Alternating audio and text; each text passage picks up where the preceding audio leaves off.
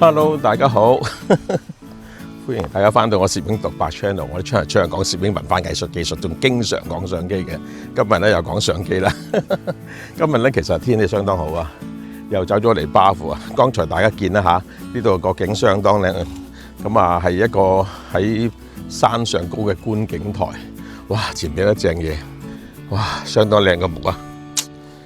咁啊，坦白講，呢啲木咧，如果係搬到翻去花園咧，就肯定係相當靚嘅擺設啊！但係而家咧，我睇下可唔可以坐喺呢度同大家傾下偈啊！大家好啊！咁啊，今日咧嚟到呢度咧係用我部 Z50II 嚟影相。咁首先同大家講下咧，我點解揀咗呢部相機？嗱，如果你有留意我啲 Facebook 咧，其實我喺2個月之前咧就出一段一個 post 咧，就話究竟 Z6III 同 Z5II 係點揀法？OK， 最後我問大家估下我最後點揀？我真係真金白銀，拿上 Nikon 度買相機嗰日嚇，2個月之前啦，喺呢個旺角佢哋嗰個 showroom 啊買相機可以啊。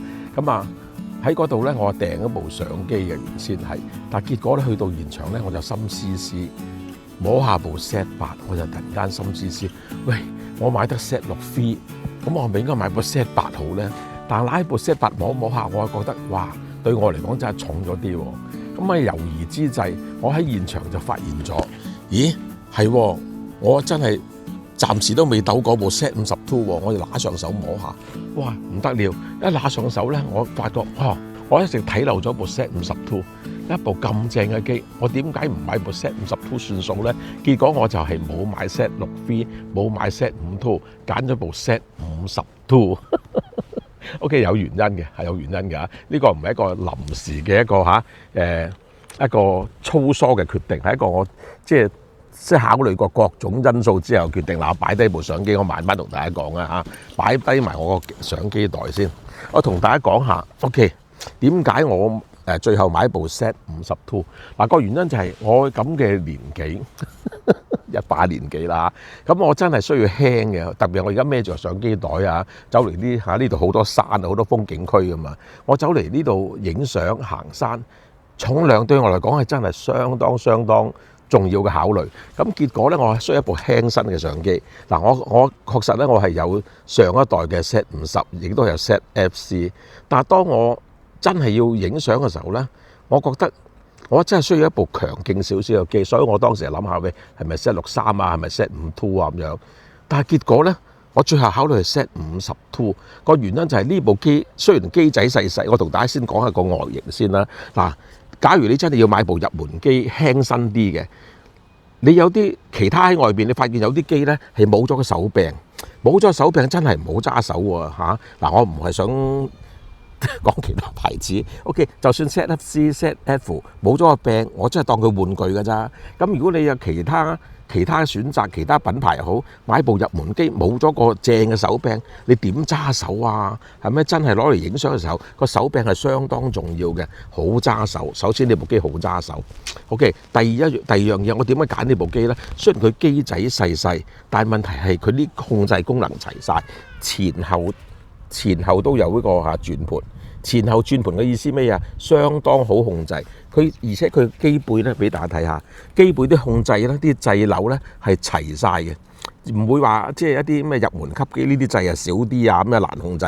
佢基本上啲嘢係大致上係齊晒嘅，即係話咧，你影開啲正嘅機，你轉呢部 Z50II 咧，你毫無違和感，你唔會覺得有啲咩委屈，即係啲掣齊晒俾我，特別係前後按鈕相當正。OK， 第三佢個 LCD 機背反摩嚟嘅用咗嚇。嗱，上一代 Z50 咧，如果有睇我啲片咧，你知道啦，我賺到佢天上有地下無。點解咧？以當時一部入門機計咧，佢真係相當正。OK， 結果我當然係入咗手啦。但係點解我而家係轉呢部機咧？我話俾大家知，呢部機個好處就係佢個 LCD mon 咧，同上一代咧佢向下反，我唔係太中意。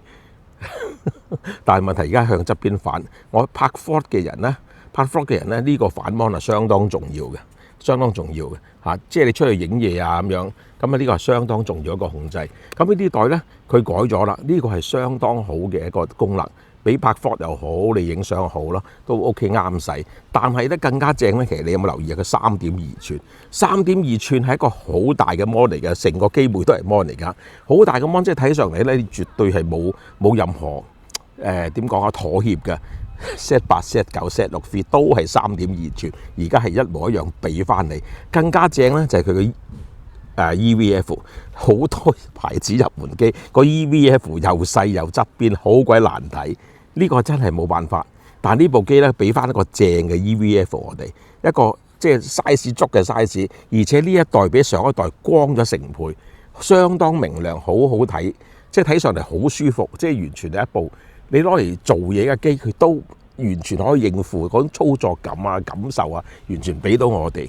OK 嗱，首先另外咧，唔好睇佢一部咁輕嘅機身，一樣係防塵防水滴。當然你唔可以同呢個 Z8、Z9 嗰種防塵防水滴，即係落狗屎咁大雨都得啦嚇。但係問題基本上咧，日常應用防塵防水滴咧，佢係完全啱使，完全夠用嘅。OK， 我買佢嘅原因啦嚇。咁另外咧，由於呢部係拍 photo 嘅機，喺呢度咧，你發現咗咧，佢相當正嘅一個地方咧，就係佢唔單止可以插外置咪。仲可以插呢個 headphone， 即係話咧，你對於啲拍 vlog 啊、拍嘢人咧，你一邊可以即係外置咪插咪去收音，另外都可以聽住佢個收音效果。呢個都係相當即係專業嘅一個嚇，即係一個設計啦嚇。咁另外當然都唔使問啦，而家呢一代係 USB-C 啦嚇，上一代唔係。嗱 USB-C 個好處咧就係佢呢個係供電充電啦嚇，即係好似今日出嚟我就一嚿電搞掂㗎咋。點解咧？我用個 power bank 可以攞埋條充電線，就可以沿途有機會搭車時候充電咯。我就唔使帶咁多電出街啦嚇。OK， 更加正嘅就係呢一代機咧，同上一代唔同嗰個地方咧，就係佢可以直插 USB-C。可以直接做直播，即係你可以 Facebook 又好 YouTube 又好，可以直插當呢個係webcam 去用，唔使上一代咁要下載個 app， 即係下載個 program 咧都唔係太難。但係而家呢部機正嘅地方係直插就可以，所以對於我哋即係搞即係做 content creator 嚟計咧，做直播咧佢啱啱使。OK 嗱，咁講完佢外形機身，我點解吸引咧？其實我講相機都多數都講咗拍攝性能，最後先講機身嘅。但係呢部機真係先講機身先。第二樣嘢重要嘅咧，就係佢嗰個拍攝功能。嗱，點解我需要一部好啲嘅機又輕？即係可以應付影相咧，呢部機咧同上一代我即刻將我部 ZFC 同 Z50咧打入冷宮，而家真係最近轉咗 Z52。嗱，個好處俾到我咧，就係 Nikon 真係乞人憎，佢將啲頂級性能下降俾啲入門機喎，即係你唔買佢點掂啊？嗱，即係話咧佢個連拍能力呢一代咧去到1秒30張，你諗係咪勁啊？佢電子快門1秒30張，你影到好多嘢，打雀都得啊。OK， 講到打雀，呢部機嘅對焦能力強到離晒譜，嗱佢真係將 Z8、Z9 嗰啲能力擺落嚟，有啲人甚至形容佢係 Z8 嘅就真版。咁當然啦，佢 APS 咧當然細啲啦嚇。咁啊，點解話佢正咧？佢將 Z8、Z9 嘅對焦擺咗落去，佢唔單止對人面啊，以前人面啦嚇，而家對人眼啦，唔單止動物眼啊、雀仔眼啊 ，OK， 完全對一掂，相當快速，甚至佢有3D 追蹤。你諗下，即係咁細嘅機仔，Nikon 俾到咁鬼正嘅配置俾佢，3D 追蹤對焦啊 ，Nikon 最王牌嘅對焦能力俾咗呢部機，離晒譜啊！真係啊！咁啊唔單止喎，佢甚至呢部機係有個好正嘅 P-Capture 嚇，即係你用電子快門1秒30張嘅時候，佢可以 P-Capture。即係可以俾到你足影多1秒，即係影多30張相。你影嗰啲咩，即係街拍嘅時候攞嚟影嗰啲咩決定性瞬間，完全冇問題啦，係咪？你即係一撳掣之前嗰30張俾到你1秒鐘，你又係好鬼正。呢個功能真係相當正。咁啊 ，OK。咁另外一部機咧加咗個正就係呢個 Picture Control 個專用掣啊，即係而家撳呢個掣嘅話，即刻揀到佢裏邊嗰啲影像嘅效果啊，係有即係相當多影像效果任你揀啦嚇。就算呢個 ZF 嘅 Deep Tone Monochrome 咧，呢度都係一撳掣就好容易揀到，所以相當正呢樣嘢嚇，相當正，好玩啊！真係呢部機好玩嘅地方就喺呢度。咁當然啦，除咗 Deep Tone Monochrome 咧，即係佢做好多效果揀嘅啦，例如人像扁平單色鮮豔中性標準咁樣。咁當然啦，佢個包裝就唔係落啲咩菲林餅去包裝啦，嗰啲堅嚟嘅啫。咁即係話呢度都俾到好多視覺效果，我哋嗰啲顏色效果純真單寧玩具呢個係棕褐色藍調、紅調、粉紅色、木炭、石墨，哇乜都有。最正就香港版本 ，OK， 竟然有菲力風，係有菲力風嗰個 recipe 喺度咁仲有呢個請 Sir 嘅 recipe 都喺度，即係話你買部機咧，影到請 Sir 一模一樣嘅顏色效果，影到呢個菲力風呢個菲力親王嘅呢個影像效果幾鬼正啦！我成日扮菲力風，我應該戴埋眼鏡喎，戴埋圓眼鏡黑框嗰個，所以呢部相機你攞嚟影相相當正，即係當然啦，佢係呢個 APS-C 啦APS-C 呢個 sensor 細少少，但係問題我覺得真係doesn't matter，唔係好重要嘅，除非你買部機係玩超淺景深，如果唔係嘅話咧，你根本係唔重要。你特別係攞嚟影相打著 APS-C 個原攝效果更加正，所以呢方面真係俾到我哋咯。咁當然你唔可以同呢個 Z8 Z9都4500萬像素比啦，佢2000萬像素，咁所以呢方面咧就各有呢個前因啦佢價錢好平，好抵玩。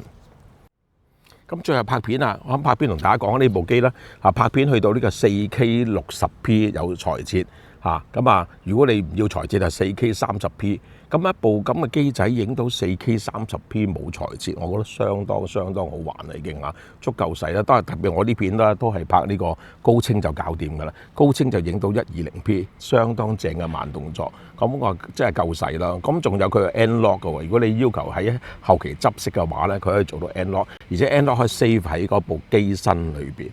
咁另外一個改良咧，就呢一代咧，佢拍片嘅時候咧，喺個 mon 嗰度咧就出咗個紅框，出咗紅框相當重要。個紅框係俾到我哋咧就拍 vlog 嗰陣時候咧，我哋唔使擔心以前一盞細嘅紅點好細，我哋有時真係冇留意咧，就有冇 roll 機係唔知嘅。但係而家好清楚，有個好大嘅紅框就清楚好多，而且個鏡頭而家嘅機身前邊咧仲有一個紅色燈，所以咧亦都係拍片嘅時候真係清楚睇到 roll 緊機啦，就絕對唔會搞錯啦。加上佢機背咧係有個即係紅色框喺度，所以好正嘅。更加正咧就係睇到佢呢個係收音嗰個水平咁點解呢個好重要呢？我哋拍片咧，有時咧真係插住支咪咧，係佢可能支咪啲電用晒，或者係駁得唔好，咁所以收音唔到。但係而家咧好清楚睇見佢嗰個即係收音嘅效果個聲音水平去到邊度，係完全睇得清清楚楚。所以呢部機攞嚟拍 vlog 咧就相當安心啊！OK， 咁今日咧同大家分享咗都相當長㗎啦，我估計咧就大家都對呢部相機咧一定了解啦咁OK，咁唔賣廣告啦咁今日咧就主要出嚟影相啦，天氣相當好，大家見到啦咁亦都同大家分享下我用呢部 Z50II 嘅心得。坦白講好抵買呢部機。而家Nikon咁多相機，我覺得性價比最高嘅係呢一部。OK， 拜拜。